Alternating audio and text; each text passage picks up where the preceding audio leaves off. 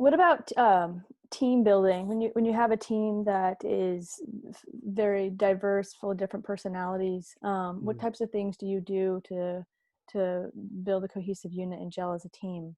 I do my best to try to, well, first recognize leadership. Like everyone talks about developing leadership, and I feel more like we recognize it and then help. We have to recognize who the leaders are first. Like I can't, I the coaches that assign captains to teams and assign like, hey, look, this is going to be your captain. This is going to be your leader. Like we don't have a captain on our team. We have a floor captain because we have to. But that's whoever's setting. Like we just say whoever's setting is our captain, but that doesn't mean they're necessarily our leader.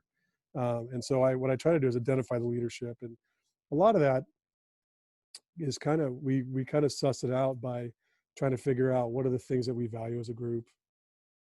uh, what are our goals as a group? You start to have those conversations. The leadership, at least the vocal leadership, starts to emerge a little bit, and so I kind of pay attention to that, and then I identify that leadership, and then once we identify the leaders and what type of what who our leaders are, I try to put as much on those guys to help drive the culture and to drive the cohesiveness as possible, because I feel like it's always stronger when it's coming from the athletes. And so I mean, my leadership style as a head coach is definitely like, even with my staff, is like, hey, look, here's what you're really good at.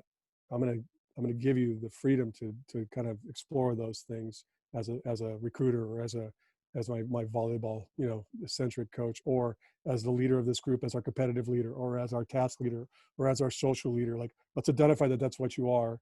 Let me be a resource for you to help you kind of sort that out, and then sort out what that means and how you can be the best version of that leader possible, and what this group needs from you, and then empower you, and then also I don't know, amplify the message that you're getting, and find other athletes that can amplify that message. So I find like the people that have the good EQs on the team, and I help them kind of like, we identify that, and then we talk about it pretty openly amongst just a little small group that we have, that are maybe the two or three that are the ones that are very aware of how the I don't know how the team is doing, and kind of how the team's getting along, and then try to give them and empower them to be able to kind of take over that leadership, and then give them tools and have conversations about how we want to direct that. So I don't feel like I need to, as a coach, like really be driving that. I feel like I need to, as a teacher,